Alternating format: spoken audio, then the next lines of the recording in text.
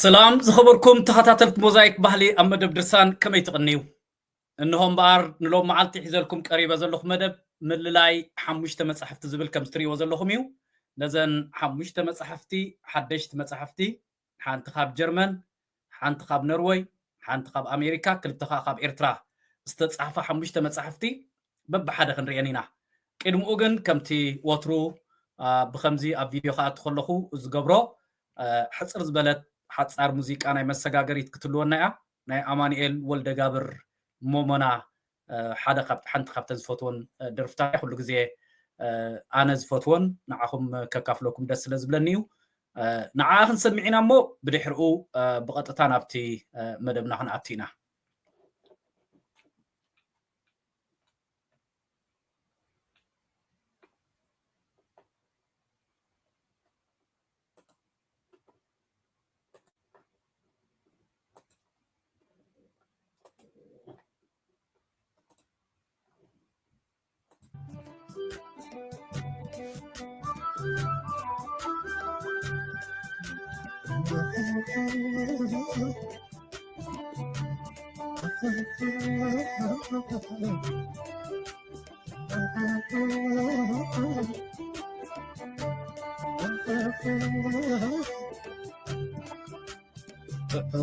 قالت كخسامع قالت كخسامع الزني نعيوزنا فقا أخاي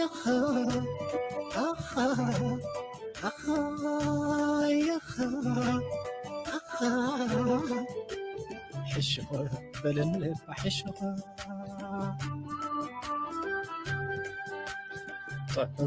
قالت كخسامع قالت كخسامع الزني نعيوزنا فقا أخاي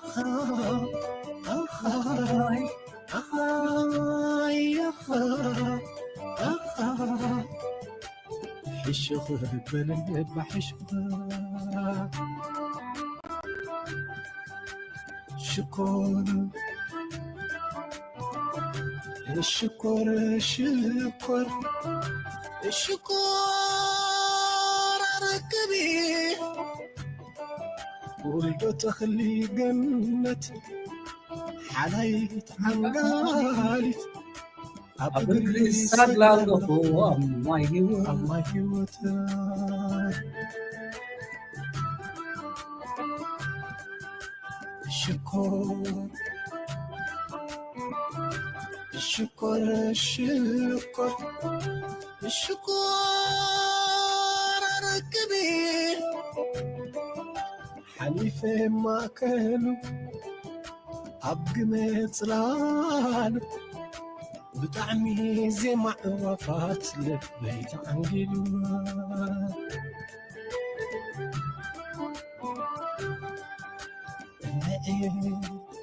لقيت خيك ربي لقيت خيك ربي موت خزفان كيف لط كمش النبي بشيحات اللور ويقدبي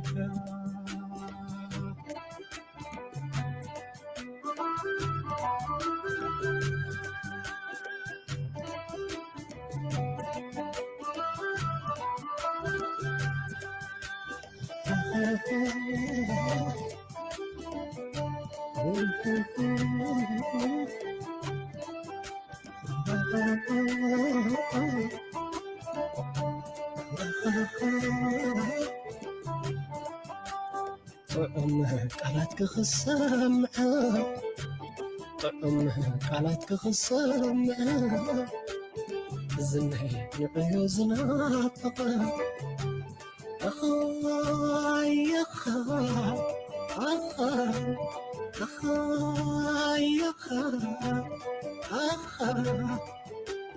حشق بلن بحشق طعم قالت خصام طعم قالت خصام تزني نعيوز نافق يا خا يا خا حشق بلن بحشق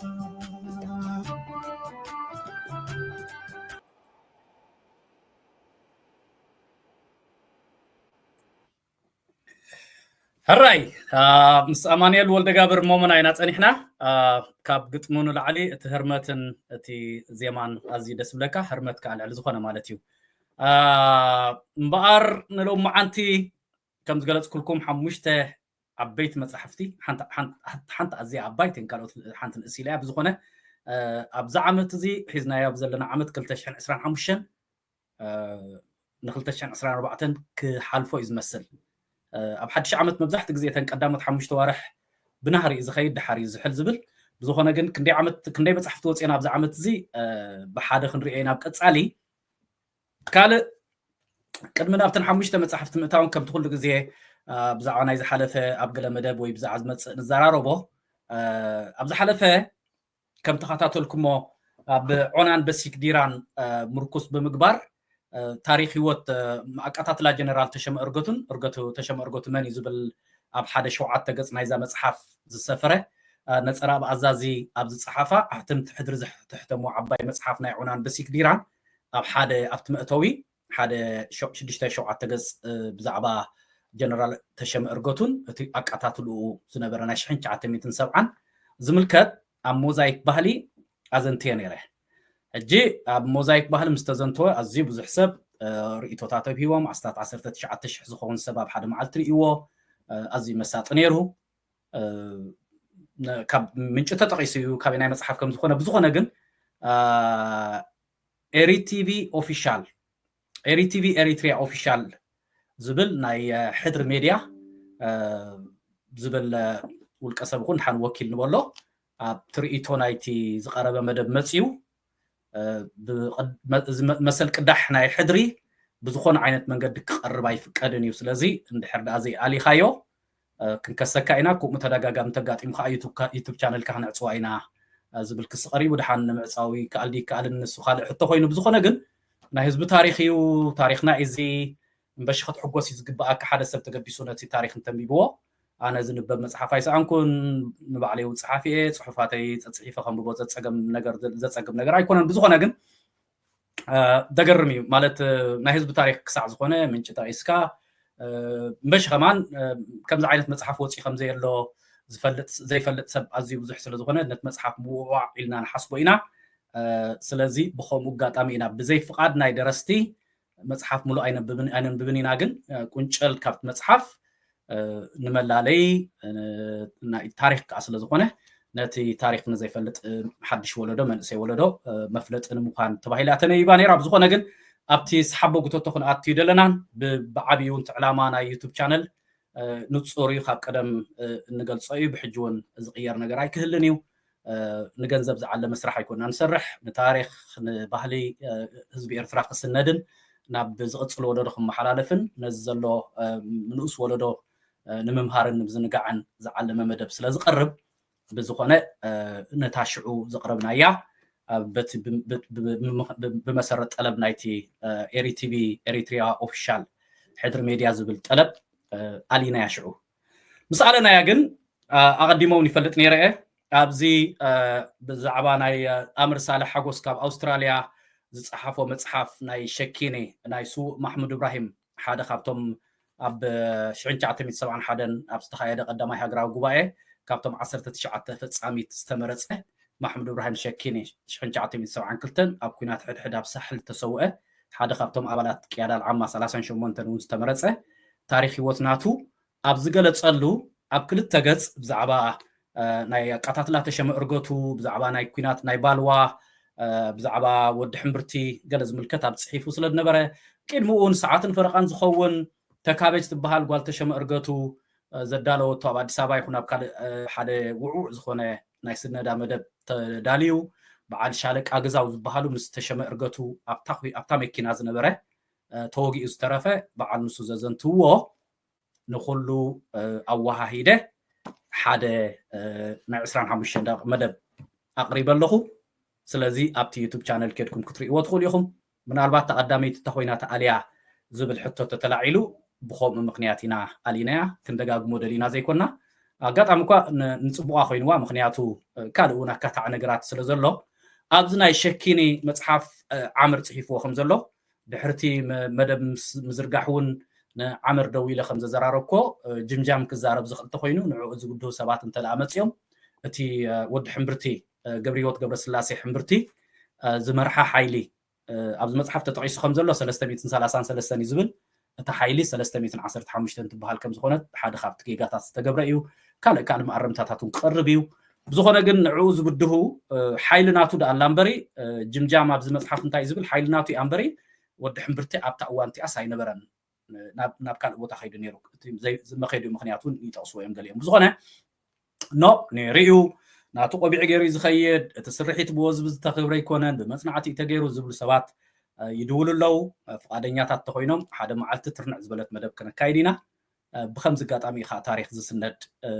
ብልሙድ ክኸይድ ፀንሐ ዘረባ ማዕረምታ ረክብ ብዝወዓሉ ሰባት ይዝንቶ ካልእ ማለት ስለዚ እዚኣ ንሕጂ ከም ዝትመስል እዚአን መፅሓፍቲ ንክልቲአን እዚኣ ናይ ሸኪን እያ ሓዳሽ መፅሓፍ እያ ሕጂ እያ ምስ ዓምር ሳለ ሓደ መዓልቲ እውን ኣብ ደርዘን ሕቶታት እንደረስቲ ዳህሳስ መፅሓፍ ክነምፃእ ኢና ብዛዕባ እዛ መፅሓፍ ክንዛረብ ኢና ኢኮስ ኦፍ ብሬቨሪ ማርታይር መሓመድ ኢብራሂም ኢንዱሪንግ ሌጋሲ እትብል ዓምር ሳለ ሓጎስ ማሕሙድ ኣብ ሰማያት ኣላትኩም ኣብ ኣማዞን እውን ክትረኽቧ ትኽእሉ ኢኹም ፀሓፍ ናይ እዚ ኣብ ኣውስትራልያ ዝርከብ ኣብ ገፅ 200 ገለን ተጠቂሱ ከም ዘሎ ከም ዝገለፅኩልኩም ብዛዕባ ጀነራል ተሸመ እርገቱ መን እዩ ትቃታትላ ከመይ ነይሩ ብድሕሪኡ ዝሰዓበ ናይ ዑናን ብሲክድራን ካልእን ኣብዚ ክንዛዝም ማለት እዩ ብዝኾነ ነዝመስል ንኸይድ 5 መፅሓፍቲ ኢና ክንላለሎም መዓንቲ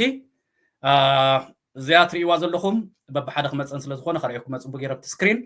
ኣብቲ ዓባብያ ቆልዑ ኣብ ነንበይኑ ባህልን እዋንን ሓጎስ ገብረ ሚካኤል ተኽለ ካብ ኖርዌይ ዝፀሓፋ መፅሓፍ እያ ትሕዝቶኣ ክንሪኣ ኢና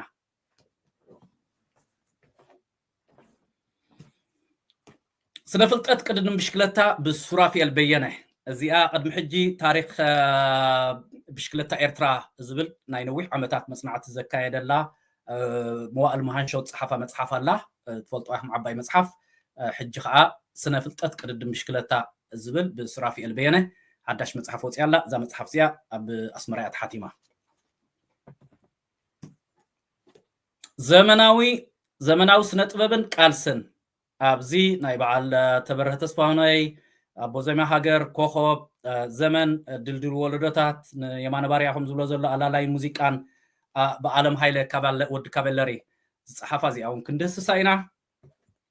ዓባይ መፅሓፍ ኣዝያ ዓባይ መፅሓፍ ከም ትርእይዋ ዘለኹም 664 ገፃት ዝሓዘት እያ እዚኣ እውን ክንሪኣ ኢና ስለዚ 5 መፅሓፍቲ በብሓደ ክንሪአን ኢና እዛ መፅሓፍ እዚኣ ካብ ጀርመንያ እዘን ክልተ መፅሓፍቲ ካብ ኣስመራየን ሓምሸይቲ ላትና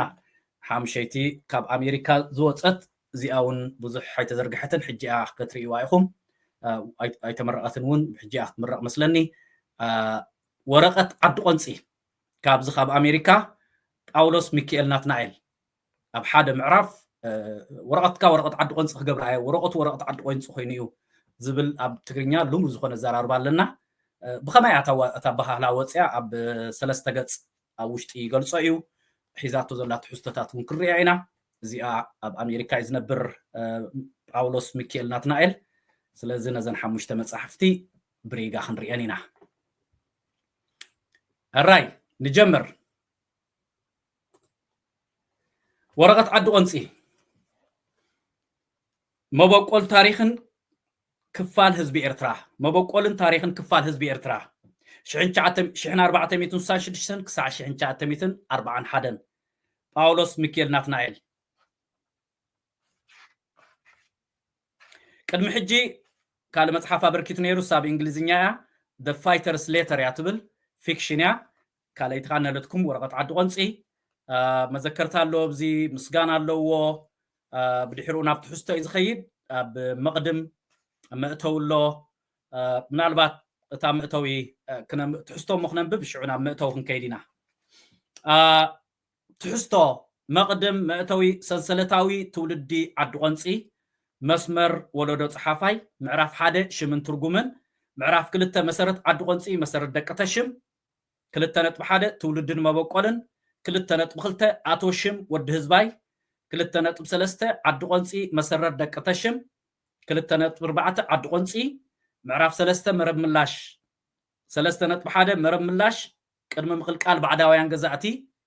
سلسته نطب خلته مدر بحري ام بل 15 خفله زمن سلسته نطب سلسته حماسين سلسته نطب ربعته مئتاو حدش هايمانوتاو صلواتات سلسته نطب ربعته حاده كنيشا سلسته نطب ربعته خلسته تحدثو سلسته نطب ربعته سلسته كله سلسته نطب ربعته ربعته قتلت عرك لاغرن قش حيل ابن ازيا كم زرا كم ابز قدم حجه كم زرا اخمو اب حاده غبسا ابزبل تزنتينيرو ناي قتلت لاغرن قش حيل ابن سلسته نطب ربعته حمشته صعد زغان حزغان معرف اربعته قالس مدر بحري مس مسافنت تግራይና محران معرف حمشته حرامز انكواغو سعر تغودئه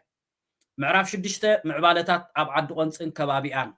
شدشته نطب حاده سروع تمرت اب عد قنصي شدشته نطب خلته اموي السابيت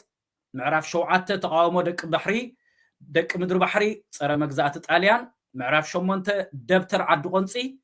معرف تشعته ورقه عد قنص زياتا 149 ورقه عد قنص انتاي مالتي بوغيرات ገልጻ معرف 10 ባህልን ልምድታትን عد قنصي معرف 10 حدخا دقتشمن وريات دقان ابت موداتا دقتشمن وريات دقان يلو አቶ ብርሃን ሰጊድ ጀነራል አማን ሚካኤል አንዶም ተخለ ተስፋዝጊ ሕጽር ዝበለ ኣብት መወዳእታ ታሪክ ህይወትናቶም ምስሎም ኣሰኒው ገሊጽ ወሎ ደራሲ ወይ ጽሓፍ ናይዛ መጽሓፍ ዘርአይ ደረስ ካርሲዕልኩም ዘርአይ ደረስ መን ምዃኑ ኣብት ምዕራፍ 11 ቶም ጸለእቶም ውርያት ደቀተሽም ዝበሃሉ ዘርአይ ደረስ አቶ ብርሃን ሰጊድ አማን ሚካኤል አንዶም ድምፃውን ሙዚቀኛን ተخለ ተስፋዝጊ እዚኦም እቶም ቀንዲ ውርያት ደቀተሽም ማለት እዩ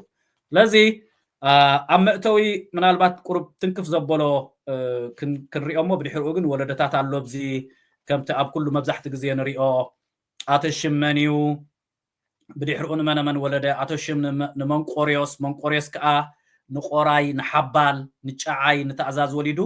ተኣዛዝ ወለዶም ከዓ ማዕቀባዝጊ ዕቁባ ክርስቶስ አብርሃም ሕዱር አሚነ እንደገና ኻኒ ዕቁባ ክርስቶስ ዝወለዶም ዘወልደ ማርያም ሀብተ ማርያም ተክለ ማርያም ዝወለዶም ገብረ ሚካኤል ይኸውን ገብረ ሚካኤል ዳንኤል አማኑኤል ናትናኤል ኤልያስ ኢዮቤት ደስታ ይወልድ ብድሕሪኡ እንዳበለ እዚ እትወለዶ ናይ ደራሲ ዝበጽሕ ማለት እዩ ሰንሰለታዊ መበቆልን ትውልድን ዓዲ ቁንጺ ካብ ሚናብ ንጉማ ወለደ ጉማ ንመረው ንጉስ መሮን ማለት እዩ መረው ከዓ ንፋልቁን ማልቁን ጫልቁን نميناب كا داغماي ود دحراي شعون السيل شاما سامشيل نمختار مالت مخاطر اندابل خابز زولدتات يتقس مالتيو اما اتوي نيشتو حنت حطبه صحف كم بولكم بدحرو نعاهم كغدفاتا مصحف ابيرترا بشم عد قنصي زصوعا خلت عدتات اللوا بتناي طنتي ባህላው አስማተን ድማ عد قنص حماسين عد قنص كولوغزايلنا خنفلين نخل I think عد قنصون اب سرايا زلا مثلا نجيغا خل الله ينبردحان اب مهابريتو انت زي اللي اخذ تحبرون يخم هو عد قنصي اب صنع دغللا عد قنص خاب حماسين الله عد قنص خا انت زي تغاغي اب امراغوز ديا اب صلما ديا اب سرايس عد قنص لا مثلني دحان انت زي اللي خا تغاغي خيكون كيغاغيكم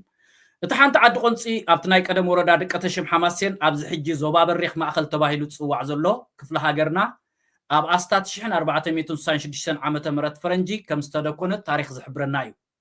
تخاليت دما لومي دوبب زبحال زلو كفل إرترا او وردا صنع دغله تركب عديا كمت اب مقدم تطقيس زلو دما اذا مصحف زيا بزعباتا اب زوبا بريخ كاب رأس ختم اسمرا نمعراب شنخ تركب عدي تزتن بعامات ترخن سلازو خونه دما ابزا مصحف زيا زركب حبريتا كله مستا اب وردا صنع دغله اكلو غزاي تركب عد زي كونه نايتا ابزوبا بريخ تركب عد طرايس توسنه يو እንተኾነ ግና ኣብ ዝቕፅል ምዕራፋት ከም ንሪኦ ክልቲአን ዓድታት ናይ ታሪኽን ናይ ቀረባ ዝምድናን ሕውነትን ከም ዘለዎን ርዱእ እዩ ኣብ ከበሳታት ኤርትራ እቲ ናይ ቋንቋ ትግርኛ ተዛራቢ ህዝብና ወረቐትካ ወረቐት ዓዲ ቆንፂ ከይትኸውን ወይ ድማ ወረቐትካ ወረቐት ዓዲ ቆንፂ ኮይና ዝብላ ብሂላት ወይ ምስላታት ዘረባታት ከይሰምዐ ዝዓበየ ልቦን ክበሃል ይከኣል ብፍላይ ድማ ካብታ ዓዲ ዝውለድ እንታይ ማለት እዩ ግን ወረቐት ዓዲ ቆንፂ ዝብል ሕቶ ከልዕል ግድን እዩ ነዚ ሕቶ ዝን ካልኦትን ተመሳሰልቲ ናይ ታሪክ ሕቶታትን ክምልስ ድማ እፍትን ኣብዛ መፅሓፍ እዚኣ ነዛ መፅሓፍ እዚኣ ግና ወረቐት ዓዲ ቆንፂ ዘስመያ ነዚ ሕቶ ዝን ንምምላስ ጥራይ ዘይኮነ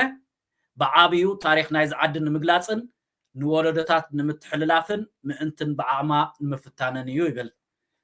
ይቐኒልና ደራሲ ጳውሎስ ሚካኤል ናትናኤል ደራሲ ወይ ከዓ ፀሓፍ ታሪክ በዛ መፅሓፍ ዘበርከት ካልና ኣብዚ ድሕሪት ጳውሎስ መን ምዃኑ ንእሽቶ ትንክፍ የብሎ እዩ ምናልባት ምስ ጳውሎስ ከላልየኩሞ ኣብ ዝቕፅል ብስፍሕ ዝበለ ክንመፃ ንኸውን ኢና እታ መፅሓፍ ምስ ደራሲ ጳውሎስ ሚካኤል ናትናኤል ብ1956 ዓመተ ምህረት ኣብ ከተማ ኣስመራ ኣብ ገዛ ባንዳ ተወልደ ወዲ 5 ዓመት ምስ ኮነ ዓባይ ወይዘሮ ሳህሉ ሰቋር ኣብቲ ናይ ትውልዲ ዓዶም ንዓዲ ቆንፂ ወሰደቶ ኣብ ዓዲ ቆንፂ ክሳብ ወዲ 10 ዓመት ዝኸውን ፀንሐ ኣብ 1967 ምስ ስድራ ቤቱ ናብ ኣዲስ ኣበባ ምስ ከደ ክሳብ ታሽዓይ ክፍሊ ኣብ መድሃኒ ዓለም ሓፈሻዊ ካልኣይ ደረጃ ቤት ትምህርቲ ኣብ ጉለሌ ዝበሃል ከባቢ ተማሂሩ ኣብ መወዳእታ 1972 ናብ ኣስመራ ተመሊሱ ትምህርቱ ኣብ ልዕል መኮንን ካልኣይ ደረጃ ትምህርቲ ቀፂሉ ብሰንክቲ ኣብ 74 ዓመተ ምህረት ዝተኻየደ ዕልዋ መንግስቲ ኩሉ ትምህርቲ ተቋሪፁ ተዓፅወ እቲ ስልጣን ዝሓዘ ወታደራዊ መንግስቲ ጭቆናው ኣብ ልዕል ህዝቢ ኤርትራ ኣብ ውሽጢ ኢትዮጵያን ብትሪ ቀፀሎ ጳውሎስ ከምኡውን ድሕሪ ነዊሕ ዓመታት ኣብ ኤርትራን ሱዳንን ምንባር ኣብ 1900 ብሓፈሻ ኣብ ስደትን ከልበትበትን ኣተወ ገለ ንገድሊ ገለ ድማ ንሱዳንን ካልኦትን ጎረባብቲ ኢሉ ጳውሎስ ኣብ 84 ናብ ሱዳን ከምኡ ከዓኒ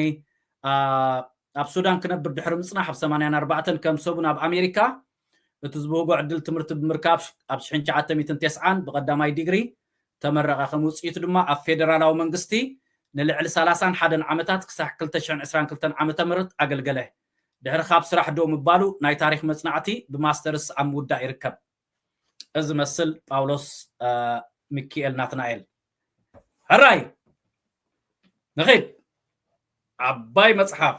أزي عباي مصحف زيا سب أمريكا بتدقاقامي أمسألنا سلازبالكم بستغى متن تقالات إفناينا كنا مصحفتنا بذات رئيواز اللخم مصحف بتخرستيان توهدو إرترا بمعبل بوليتيكا ختحقوان زنبرت عمتات بليك كهنات تكل مريم مركاتيون أبونا أبوشي ليك كهنات تخل مريم مركاتيون أب زحجوان أب جرمانيا بسدة أمة زلوا إذا مصحف زي أجن بجمرة أب عاد إنجليزيات مريقة أنت زي تجاجي نبشو ودنون كيدو مالو مثلني أبشو ودنن تمريقات خونيا بحافظ شو أجن أب زي أمريكا حد عصر تزخنا مصحفتي بخبر تجازين كعاد إنجليز مثلا الله قدوسات دروس لونا لو سب أمريكا توصلوا تخليهم كاب سمايات زي مصحف أزياء خبارية كيلون فرقانيات مزن جبراهم كم تري وزلهم ترير جبريو زي مصحف أزياء شديش تميتن سوسان 4 قصات حازت كوينا كله زرزراوي جتشتات أب إرتراز قات مزنبرة مسلتاتو مسنداتو بسنكمس أبنو أنطونيوس زقات أما جريتشتات بديحرقو متتاونايت سرعات زنبرة حلقلاخات زنبرة جريتشتات مسناي قبسي كال موزح زازن تولو مصحفيو مبقسي كا بحنتي كل جزء عب مصحف سي كل جزء بنيشتو نجر يبقس كم زخنة حلاو تاورك أو يتقرب كزن تقولون نحرف مجمرة يريكم ما هنكمس أنا بحد عدم مسكدة أنا بحد وراينا إرتراويان قلعة جبهة قلم سبولتون دانيال دراسي كاو تبقسو كتصحفها خم تبقسن بزي عرفت كتصحف كم تصنحن قليز أبتمتو زقلصو أبز خالك كعكم تماساسالي ناب هولاند ناب قوالوم كريو ناب هولاند جيشو مسكدو أبو زقات أما أبو خوينا من نمرت ولد برهان عمد مسكال دويلهم سعللوهم انتي تقبر لها تبت خريستيانات حالفو زلات انكر كنتات قال خد صحفو لك حسيب كادو تهلو ንስኻ በዚ ጉዳይ እዚ ክትግደስ እንተዘይክኢልካ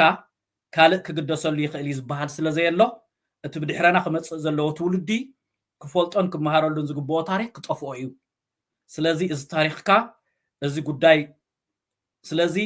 እዚ ታሪክ እዚ ካብ ዝኾነ ጉዳይ ንላዕሊ ኣዝዩ ኣገዳሲ ስለ ዝኾነ ቀዳምነት ሂብካ ክትግደሰሉን ክትሰርሓሉን ዘለካ ምዃኑ ክዝንጊዕ የብልካን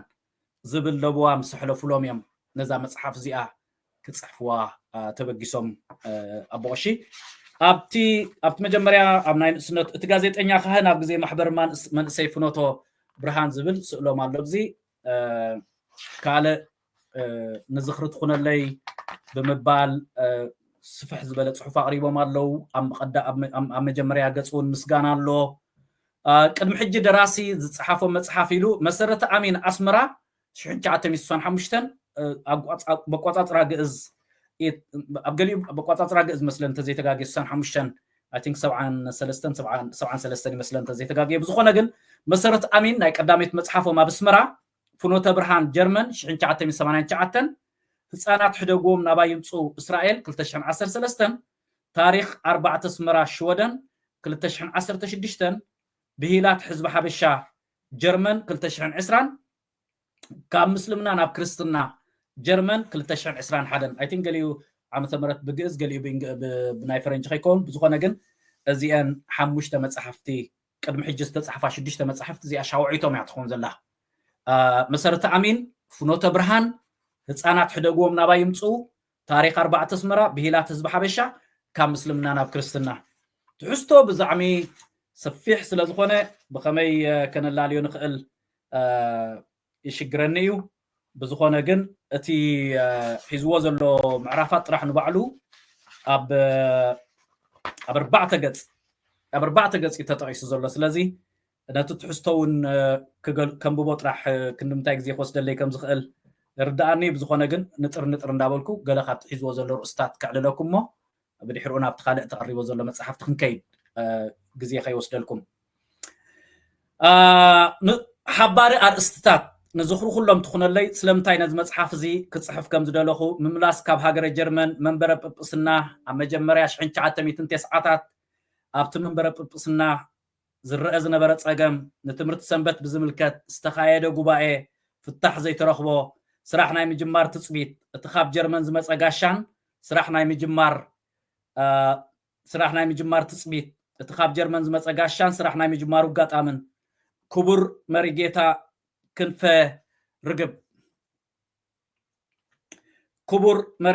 ክንፈ ርግብ ማርቆስ ኣዳላው ጋዜጣ ፍኖተ ብርሃን ዝነበሩ ድሕረ ባይታ ጋዜጣ ፍኖተ ብርሃን ናይ መንእሰያት ጉዳይ ብዛዕባ እቲ ርእሲ ዓንቀፅ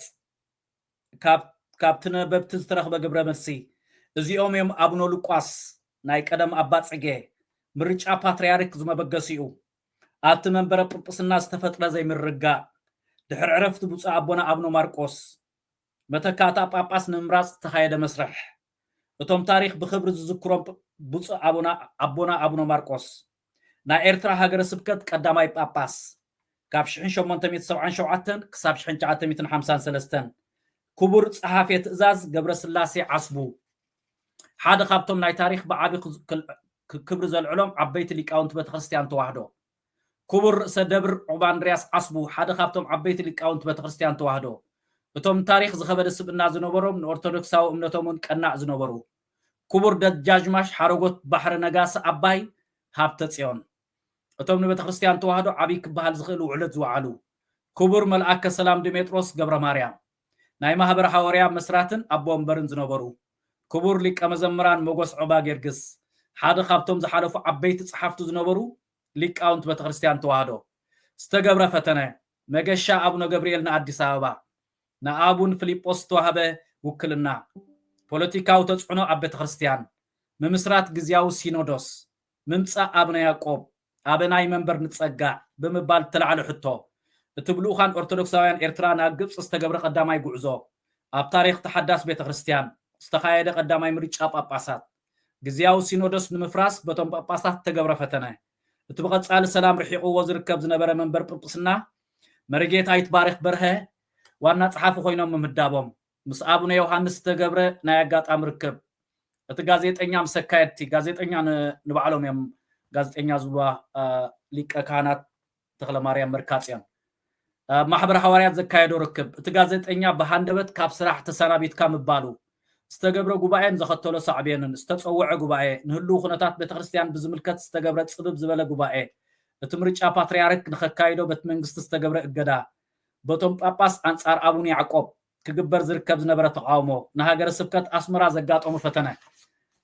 እንዳበለ ነዊሕ ዝኸይድ ክሳብ 658 ዘሎ እቲ ጋዜጠኛ ዓዲ ገዲፉን ስደት ከምርሕ ከሎ መሓር ወደበይ ቸኮለ እሱራት ካርሸለ ካብ ዝነበሩ ሓደ ብፓትርያርክ አንጦኒዮስ ከም ተነግሮም እቲ ጋዜጠኛ ካብ ዓዲ ንኽወፅእ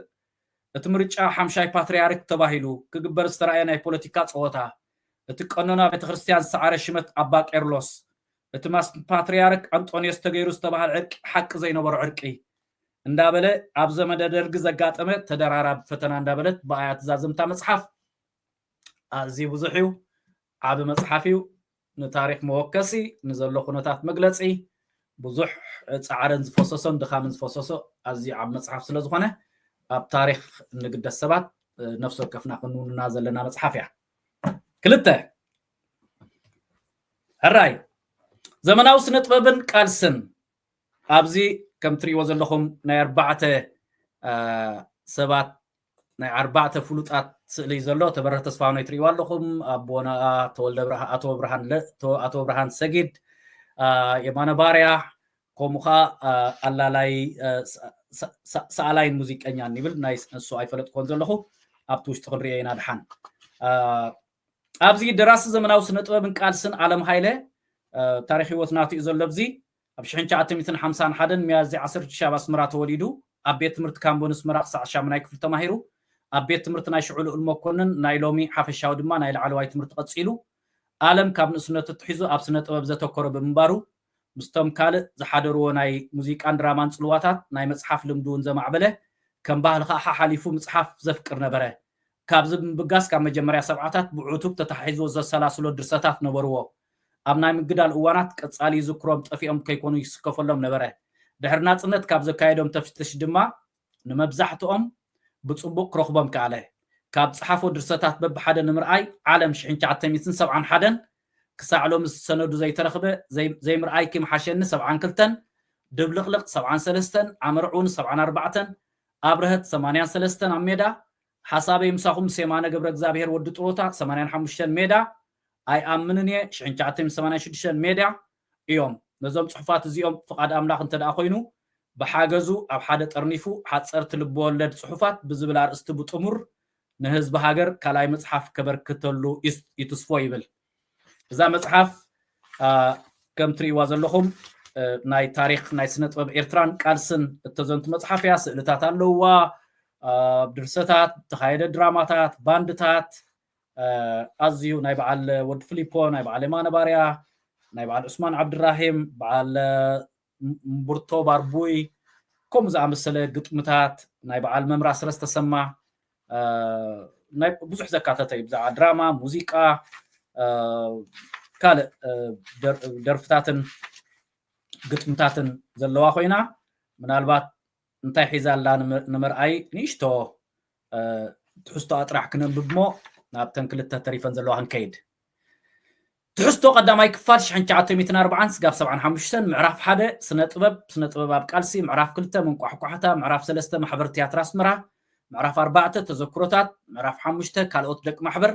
ምዕራፍ 6 ታሪኻዊ ደርፊ ጽሑፍ ምስክርነት ግጥም ማታኣ ተዓባይ ማታኣ ምዕራፍ 7 ፖሊስን ሮኬትን ምዕራፍ 8 ሲኒዮር እምቡርቶ ባርቡይ ምዕራፍ 9 መቃልሕ ጓይላ ምዕራፍ 10 ሰለስተ ዓበይቲ ድራማታት ምዕራፍ 10 ከረርቲ ደቂ ኣንስትዮ ምዕራፍ 12 ባንድታት ሙዚቃ ምዕራፍ 13 ጉጅለታት ቲያትር ምዕራፍ 14 ዕምባባ ሃገር ካልኣይ ክፋል ከዓ 1985 ስጋብ 2018 ምዕራፍ 15 እዋን ቶክቶግን ድሕሪኡን ምዕራፍ 16 እዋን ምዝላቅን ምዕባሌታቱን ምዕራፍ 17 መስተንክራት ጉጅለታት ባህሊ ምዕራፍ 18 ደም በንፉን ናጽነትን ምዕራፍ 19 ሰበብ 1998 ረቂቕ ስነ ጥበብ ምዕራፍ 20 ሞያውያን ቅርጻ ምዕራፍ 21 ክኢላታት ቅብኣ ምዕራፍ 22 قصلت تمكروتات معرف 23 توهبون تعدلتن معرف 24 شبابات سوساتات زي منالبات كيلاتات قبا 335 ዝዝከሩ ናይ ቅብኣ ክኢላታት ኣብ ኤርትራ በዓል መን ከም ዝኾኑ ዝጠቕሰሉ እዩ ኣብዚ ዝጥቀሱ ዘለው ክኢላታት ቅብኣ ፈላም ናይ ቅብኣ ክኢላ ስነ ጥበባዊ ኣተ ገብረ ሚካኤል ክንፈ ካልኦቱን ቀጸልቲ ተመክሮታት ዝብል ኣዚ ኤኒዌይ ንምድህሳሱ ብዙሓት ሰባት እዮም ዝጥቀሱ ግጥምታቱን ያለኹም ዝበልኩኹም ገሊኦምን ኣስባቶም ሰሚዕናዮም ዘይንፈልጥ ኣብ ድራማን ኣብ ካልእን ዝነጥፉ ኣብ ቅርጻን ዝነጥፉ ኣብ ተጠቂሶም ኣለው ስለዚ መጽሓፍቲ ናይ ታሪክ መጽሓፍቲ ናይ ኩሉ ዓይነት ይሻሕሻሕ ዝብል ዘሎ ከምቲ ኩሉ ግዜ ንገልጾ ሞዛይክ ባህሊ ይኹን ሰማያት ዝያዳ ኣብ መበቆላዊ ጽሑፋትን ታሪክን ዝግደስ ንትርጉም ብዙሕ ኣቓልቦ ዘይገብር መደብ ኢና ነካይድ ስለዚ بخومينا از مصحفت تقدسنا نمصو نمشط ازعلم موعوع አይኮነን እዚ ምላዩ ወጪኹም ዘሎ ፈልጡ ካበይ ክትገዝኡም ዘለኩም ካን አኹም ምልከት ማለት እዩ ስለ ፍልጠት ቅድድም ብሽክለታ ሱራፊኤል በየነ እዚኣ ኣብዚ ኣብ ቅድሚት እቱ ክትብል ከለኻ ሙሴ ኣስሄል ኣሰልጣኒ ቅድድም ብሽክለታ ዝበሎ ዮናስ ዘካርያስ ኣሰልጣኒ ሃገራዊት ዮናስ ዘካርያስ ኣሰልጣኒ ሃገራዊት ጋንታ ኤርትራ ክለብ ሰንበልን ዝበሎ ሳምሶን ሰሎሞን ኣሰልጣኒ ሃገራዊት ጋንታ ቅድድም ብሽክለታን ክለብ ኣስቤኮን ኦሎምፒካዊ ተቀዳዳማይ ምርሃው ቅዱስ ዝበሎ ኣስመሮም በራኺ ኢንተርናሽናል ዶፒንግ ኮንትሮል ኦፊሰር ኢንተርናሽናል ቴስቲንግ ኤጀንሲ ኤንድ ሪጂናል አንቲ ዶፒንግ ORG ኢን አብራኬት ካ ራዶ ይብል አፍሪካ ዞን ቢ መምር ጸጋይ ሰመርአብ ምክትል ፕሬዝዳንት ሃገራዊ ፌደሬሽን ቅድድም ብሽክለታ ኤርትራ كومو خامسግና ሃይለ ዋና ጸሐፈ ሃገራዊ ፌደሬሽን ቅድድም ብሽክለታ ኤርትራ ዘሃብዎ ኣብ ቅድሚት ጀሚሩ ዘሎ ብድሕሪኡ እዩ ምስጋና ዝቅጽል ዛ መጽሐፍ እዚኣ ኣብ 2024 ኣብ ኣስመራ ቤት ማሕተም ይመስገን ጎደና በርዓሶለ ያት ሓቲማ ንድፍ መጽሐፍ ሱራፊኤል ተስባብሩኽ ኣውራ ቡክስ ዲዛይን ቴሌፎን ሎ ኢሜይል ሎ ኣብዚ ንድፍ ገበርካ ቴድሮስ መብራህቱ ኣድራሻ ምክፋልካ ሱራፊኤል በየነ ናብ ቴሌፎን ኣሎ ኣብዚ ኢሜይሉን ኣሎ ምስጋና ንውሕ ዝበለዩ ሓደ ገጽን ፈረቃኒው መቅድም ንባዕሉ ሓደ ገጽን ፈረቃኒው መእተዊ ኣዝዩ ክልተ ገጽ ሙሉእ እዩ መዘከርታ ኢሉብዚ ንሃኒባል በየነ ኣብ ቅድም ብሽክለታ ልዑል ፍቅሪ ነይሩካ ይዝብሎ ትሕዝቶታት ክነንብብ ሞ ካልእ ትሕዝትኡ ነቶም ኣብኡ ትግደሱ ሰባት ክንገድፎ ስእልታት ኣዝዩ ብዙሕ ስእልታት እዩ ዘለዎ ብዙሕ ኣርእስታት እውን ስትንክፍ ኣካላዊ ባህርያት ምስጋና መቅድም መእተዊ ምዕራፍ ሓደ ኣካላዊ ባህርያት ሻምፒዮን ኣናቶሚ ኤንድ ፊዚዮሎጂ ኦፍ ኤ ቻምፒዮን ይዝብል ምዕራፍ 2 መሰረታውያን መትከላት ልምድ ትሬኒንግ ፕሪንሲፕልስ ምዕራፍ 3 ወቅታውነት ልምምድ ምዕራፍ 4 ደረጃ ብርትዕ ልምምድ ምዕራፍ 5 መዐቀኒ ጉልበት ምዕራፍ 6 ምህናጽ ኣካላት ምዕራፍ 7 ስነ ፍልጠት መኣዛታት መግብ ስፖርት ምዕራፍ 8 ስነ ፍልጠት ምትካእ ማይን ፈሰስትን ምዕራፍ 9 መወሰኽታ ምግብን ንመበራት ዝውሰዱ ፍቁዳት መድሃኒታትን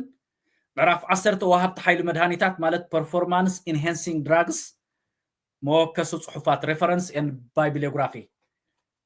ኢሉ ኣብ 306 ገጽ ይዝውድእ ብድሕሪት ምናልባት ስነ ፍልጠት ስፖርት ኢሉ ጠቂስዎ ዘሎ ንሳኽ ነንብብ ሞ ናብታ ናይ መወዳእታ መጽሓፍ ክንከይድ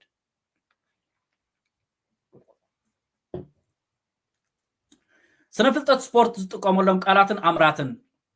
ንኣብነት ኤሮቢካውን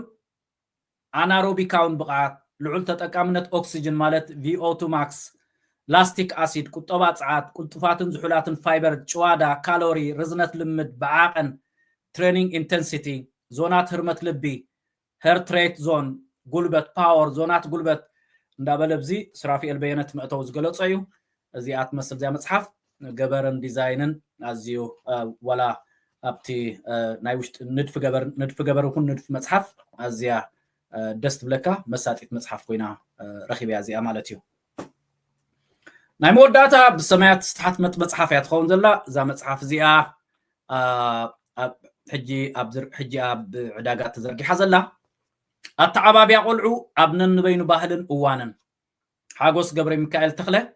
نايسن البونا مهوريو أبسمرات حاجة غازي ناي عود ديبارتمنت نايسن البونا مسبع الدكتور رزنة أسمرا نستوسن عمتها سريح نيرو دو أفريقيا أو انتماهيريو بأديس أبابا توكينات نايتس عنشو مونتن كخون كله حدا خابتو موحدات ناب أديس أبابا بمهدرة تمرتو سكولارشيب كيدوم كابزو صنعو زنبوريو نيرترا تمليسو دو أفريقيا خيدو بريحرقو أب نروي مصيو أب نروي حجي ناستات 16 عمت بتعودي سرح كيلا سلون بونا سبيشاليست إن كونسلينج سايكولوجي نزحلف 16 عمتات بزمويا خما مخارسنا لبونان سنة ممهرنان سكول سايكولوجيست أب نروي سريحو قال خاب كأن مويا وعمامو نمتقاس كلنتنا وعبيت قلعو مكتتال أم مسرح ممهارن مستمهارن زقات بدهوتات من اللاي عقمي نفسه كيف حسان في اللاي دما كان مزانهم نزدحرو أم مدهساسن مقمقامن كومون بخمي كم زحقوزو نولد الممهرانن بمخرن حبريتان أقول قلوتيه بتوساخي أبتعبابي قلعو أبتعبابي قلع عزة تكورا أستمرن حتسر تكورساتن Certified ICDP Trainer يهب أم عباي هتسان كندن زعابي حلافنا دلوم ولديهم نابنت قلخات كند عمامات أم حبحاب مملمال ممهار متباع ممراح مقصات الملاين ولدهم ترى ولد متكعتا يقولون يخون دا أمبر أبزموا ألزي ننبرو لزلنا حبر السبن نابولدو زقان عتبيتاتن طلباتن كابتن حنا زعابنايو اوان أزي استفلين زي قراربون زا مصحف مبار نزخ كفتت زن مملا عود سنة ممهرنا سنة لبونا عبيتن أتعلانيان قول عامس قبراو تموكرو وهايدا ناب سدتن استفال عليه بهالن قول عزو عبي ولدين أقدست مسرتاويان استبهال نطبتات بحات سير ملكعو أغريب الله قال خابتهم بزحات زا مصحف تملسهم حتوتات سبقنا بخمين معاسني معبل نسبقنا قول عازو قومو بأتاتات انتاي مسلو ولودن ولادن زي السمام عروق وحيتات آيانات يوم بقعات متراين دوب متحازن بخمي كخودي قباء بالليجاتاتن بدهوتاتن ورت أبن تايوم سلوا محبراو مراخب بزهان أبعيت قلعان كومون أبزمدنا ولودن بخمي مسل أفناو مجلسي فولي حاجة زاد اليوم قلعون أقولوا بلوتات ذهب تكالات انتايتو الأخون عمامنا اللون إزبل زي مصحف زيئة كلتميتن عسران حادن قص أدلو أخينا نو بزح موكس صحفاتات موداتا سفيرو مالو حيزاتو زلا أرستاتون تمعرفات راح كنت أكستي نؤس معرفات أزي بزحيو تحستو زرزر تحستوتات مقدم قدامي معرف مأتويلو أبزي أب قدامي معرف مأتوي كلام معرف قلعة سالساي بصحنان عبيت رابعي نعبيت قلعة وسنت عدمتات حمشاي فولي حاجة زد اليوم هسالاتن قلعو موكسي أقدست أمراتيلو زرزر تحستوخا قلعة زبال كما يزبلين قلعة زغرصو بأتاتات موعاله هسانات مسارتاو تمرت أبنروي سروع تمرتي ولدي نولدن ولادن زي السامام عروق حيتات كلن تتقاليلا قريبا زلو ابتناي موداتا نعان كتقسي زفتن منالبات اب مأتوي تتقيسو زلو حدا خلته حتمه صحف كم ببولكم مو نايلوم معنت مدبنا اب زيا زازيمنا كنفالالينا ولد زبزح ولاد العزخونه زوننو زبله مالت غؤزاون زي غزاون ነገር اتزعابي ጸጋዩ እዝብሉ ጽሁበት ንወለድ ልዕልት ኹብሪ ዝበሃል ሓሳብ ነገርን ይሕጉሰም ኢልና እንተ ዳደም ዲምና እቲ ዘየሳማምዕ ውሑድ ይክኸውን ዝኽእል ሓደ ካብ መለክዒ ክብሪ ውላድ ኣብ ልዕሊ ዝህቡ ዓብ ባህታ ንስምዒት ሓሳብን ቀለብን ወለዲ ይቆጻጸር ቀልብን ወላዲ ይቆጻጸር ብፍላይ እውን ኣብ ልብ ወላዲት ልዑል ቦታ ይሕዝ በዚ ምኽንያት እዚ ኢና ድማ ልብ ወላዲት ዝብል ኣባሃላ እናሰማዕና ዝዓበና ውላድ ብኣካል ይኹን ብስምዒትን ኣእምሮን እናፈርዘነ ይኸይድ ከሎ ድማ ንወለድ ተራባህታ ጥራይ ካብ ምዃን ሓሊፉ ዕለታዊ ውሽጣዊ ሓይሉን ክህቦም ይጅምር ምስ ሙላድ ቆልዑ ወለድ ምስ መቕረብ ይኹን ካልኦት ሰባት ዘለዎም ርክብ እናተደረተ እዩ ዝኸይድ ኣብ ንቡርን ጥዕና ዘለውን ኣካይዳ ድማ ወለዲ ዝበዝሐ ሓይሎምን ፀዓቶምን ናብ ድሌታት ውሉዶም ይቕንዕዎ ንኻልእ ዘይኮነስ ምስ ደቆም ዘርእይዎ ለውጢ ዝኸይድ ግንዛቤታት ክሕድሩ ይግደዱ ምሳዕሩኹን መቕረብን ብዙሕ እዋን ብዛዕባ ውሉዶም ክዛረቡ ባህ ይብሎም ሕፃን ክስሕቅ ክፃወት በሊዑ ክድቅስ ከሎ ነቲ ወላዲ ኣብ ምዃን ዘሎ ፍስሓ ይድርዖ ስለዚህ እዚ መስል ምናልባት ዝተረፈ ባዕልኩም መታን ክተንብቦ እዚ መጽሓፍቲ ዝብምልኡ ከምዚ ትርእይዎ ዘለኹም ኣብ www.ሰማያት.com ይዝርከብ በብእዋኑ ዝወፅእ ሓደሽቲ መጽሓፍቲ ዕዳጋ ይኹን ሌላ ናባይ እንተደኣ ሰዲድኩሞ ኣነ ከምዚ ገይረ ከላልየልኩም ምሳይ ዘይርከብ ዋላ እንትኾነውን ኣበይ ክርከብ ከም ዝኽእል ክሕብረልኩም እቲ ዕላማ ንዕዳጋ ዘይኮነ ንፍልጠትን ንቕሓትን ንሓድነትን ሕብረትን ህዝቢ ኤርትራ ዝዓለመ ዕላማ ስለ ዝኾነ እዚ መኽሰባዊ ትካል ኢልካ ሓሲብካ ክትከይዱ ኣይኮነን ናይ ዕዳጋ ኣይኮነን ብሓፈሽኡ ምስትፋሕ ኢልናዮ ዘለና ከም ዝረኣኹሞ ኣብዚ መፅሓፍቲ ካብ ክንደይ ሃገር ርኢና ኣለና ካብ 4 ሃገር 2 ካብ ኤርትራ ሓንቲ ካብ ኖርዌይ ሓንቲ ካብ ኣሜሪካ ሓንቲ ካብ ጀርመን 5 መፅሓፍ ካብ ዝተፈላለዩ ሃገራት ወፂና ኣለዋ ስለዚ ነዚ መስል ናይ ሎም መዓንቲ ትሕዝቶይ እዘን መፅሓፍቲ ከም ዝገለፅናየን 5 መፅሓፍቲ ምናልባት ኣብዚ ድሕራይ ዘርከብኩም ተሊኹም ኣተዓባብያ ቆልዑ ኣብ ነንኡበይኑ እዋንን ባህልን ዝብል ሓጎስ ገብረ ሚካኤል ተኽለ ፀሓፋ መፅሓፍ እዚኣ ስራፊኤል በየነ ፀሓፋ ስነ ፍልጠት ቅድድም ምሽክለታ እዚኣ እውን ኣብ 2025 ወፅያ ዘላ መፅሓፍ እያ ዘመናዊ ስነ ጥበብን ቃልስን እዚኣ ብዓለም ሃይለ ወዲ ካቬሌሪ ዝፀሓፋ ንስነ ጥበብ ኤርትራ ንኩሉ ቅብኣ ቅርፂ ሙዚቃ ግጥምታት ድራማታት ኩሉ ዝዳሰሰት እያ ናይ ብዙሓት ስነ ጥበበኛታት ስእልታት ሒዛ ኣላ እዚኣ ዓባይ መፅሓፍ ዝረኣኹማ እዛ መፅሓፍ እዚኣ ብሊቀ ካህናት ተክለ ማርያም መርካፅዮን ዝተፃሕፈት መፅሓፍ ኣብ ዓዲ እንግሊዝ ዝተመረቐት እያ ኣብ ሰማያት ብውሕድ መጠን መፅያ ኣላ ወረቐት ዓዲ ቆንፂ እዚኣ ሕጂ ሓዳሽ ዝወፀት መፅሓፍ እያ ገና እውን ኣብ ዕዳጋ ተዘርግሐትን ንሕታሚ ኣረኺበ ብቐጥታ ክሰደለይ ከም ዘለዎ ገይረ ኣብ ዝሓለፈ 3 መዓልቲ እየ መፅያትኒ ካልኦት መፅሓፍቲ በፂሑ ኣሎ ኣብ ዝቕፅል 5 ምስኣኸላ ከዓ እክብ ኣቢለ ከምዚ ገይረ ከላልየኩም እየ ነዚ መስል ናይ ሎም መዓንቲ መደብና ካልእ ኣብቲ መጀመርያ ኣብ መእተው ዝገለፅኮ ኣብቲ ንታሪክ ገብሪ ህይወት ሕምብርቲ ዝምልከት ሓደ ካብቶም ውሕዳት ሓይልታት እንዳሃለዋ ከለዋ ኣብ ተጋድሎ ሓርነት ሓደ ካብቶም ሱሙያት ጀጋኑ ዝነበረ ገብሪ ህይወት ገብረ ስላሴ ሕምብርቲ ጓሉ ኣብዚ ኣሜሪካ ኣላ ካልኦት ንዑ ዝፈልጥዎ ሰባት እውን ስለ ዘለው እቲ ኣብ ናይ ቅትለት ጀነራል ተሸመ እርገቱ ነይሩ ናይ ነበረን ዝብል ክትዕ መረጋገፂ ክሳዕ ዝርከቦ ንፈታትሻ ኣለና ብሓፈሽኡ ግን ኣብ መወዳእታ ፍቃደኛታት እንተደኣ ኮይኖም ንዕኦም ኣብዚ ክነቕርቦም ኢና ክካትዑ እንተኮይኖም ክካትዑም ብሓፈሽኡ ግን እቲ ዘገድስ ዝዓበየ ዳህሳስ ገብሪ ህይወት ሕምብርቲ እዚኣ ናይ መዛዘም ዕላል ክዕለኩም ኣጋጣሚ ንኮኸብ ሰሜን ኣርትዖት ዝገበረ ኣኽድር ኣሕመድን ነታ መፅሓፍ እንዳረኣየ ከሎ ኣርትዖት እንዳገብሮ ከሎ ገብሪ ህይወት ሕምብርቲ ዝብል ፀኒሕዎ ሕጂ ኣኽድር ንገብሪ ህይወት ሕምብርቲ ይፈልጦን እዩ ንገብሪ ህይወት ሓምቢር እዩ ዝፈልጦ ወዲ ሓምቢር ኣብ 91 ኣብ 23 24 ግንቦት ኣብ መልቃል ኣስመራ ዝተሰውአ ናይ 71 ተጋዳላይ ገብሪ ህይወት ሕምብርቲ ገብሪ ህይወት ሓምቢር ወዲ ሓምቢር ማለት እዩ ሕጂ ኣርታዒ ኣልይዋ ነታ ፅሕፍቲ ኣልይዋ ኣሪምዋ ነታ ገብሪ ህይወት ሕምብርቲ ዘላ ገብሪ ህይወት ሓምቢር ገይርዋ ድሓር ናባይ ስለ ዝተመለሰት ፅሑፍ ኣኽድር እንታይ ዳ እዚኣ ገብሪ ህይወት ሓምቢር ጌርካያ هو حمبرتي سلز جبر كاكوي نو جبري وات جبر سلاسي حمبرتي كانيو قتلت جنرال تشمر قوتو زنبرت حيلي زمرح نايس حيلي 315 مراح زنبرين ازي جبري وات حمبير تبلو زل خاود حمبير كاني ناي حزباوي جنبار اب 91 تسويو اب تاناي موداتا مصحف فصاميتات تبل زلا ناي موداتا مفصمتات تبل زلا ابا تاريخ وزطقس اسو خالي تواهلنا تحت ولا لا خاغليل حجي رقصኛ መታን ክኾን በትናተይ መደምደምታ መታን ከይከይድ ብዛዕባኡ ክጽንዕ ስለ ዝነበረኒ ገብሪ ህይወት ሕምብርቲ መን እዩ ገብሪ ህይወት ሕምብርቲ ሽማብኡ ገብረ ስላሴ ከም ዝበሃል ወዲ ሓምቢር ከም ዘይኮነ ካልእ ከም ዝኾነ እሱ መራሒ ሓይሊ ኣብ 76 ኣብ ሓጋዝ ከም ተሰውዐ ሓንቲ ካብተን 6-7 ሓይልታት ዝነበረ ሓይሊ ከም ዝመርሕ ከም ነበረ ካብቶም ምዑታት ተጋደልቲ ናይ ተጋድሎ ሓርነት ከም ዝነበረ ኣብ ኮኸብ ሰሜን እውን ድሓር ብዝተስፋሕናዮ ብኸምኡ እውን ከፅንዖ ተገዲደ ምክንያቱ ኣብ ማይ ኡለ እታ መጀመርያ ኩናት ሕድሕድ ክትካየድ ከላ በዓል ዶክተር ፍፁም ኣብኣ ከለዉ ሓይሊ ናይ ወዲ ሕምብርቲ እያ ንበዓሉ ዑበል ሃሪማ ተመሊሳ ኣብታ ናይ 72 ዓመተ ምህረት ስጋብ ናብ ሳሕል ምጉያይ ኣብ ዝነበረን ህዝባዊ ሓይልታት ሓንቲ ካብተን ሓይሊ ተሳተፈት ምዃኑ كراغاغص كيلا مالتي سلازي قبر هيوت قبر سلاسي حمبرتي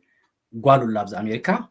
كم زغلص كلكم ابز قصل سفح زبل مدب نتاريخو زدهسس كنا مصينا اتزعابي نجر كاني بزعبا تاريخومن جግንነቶምን كذكروا كم زلوم كل ግዜ እቲ ናይት ሓደ ወገን ሃሲሶም ናይት ሓደ ወገን ደሚኦም ዝረኣየሉ ኩነታት ስለ ዘሎ ታሪኽ ካ ኩሉ ግዜ ብዕውታት ይጽሓፍ ስለ ዝበሃል እቶም ዘይተዓወቱ ኸ መቐፀልታ እንዲኻ እንዳተመላልኣኻ እንዲዩ ስለዚ ታሪኽ ካብ 61 ነበር ካብ 71 ኣይኮነን ጅምር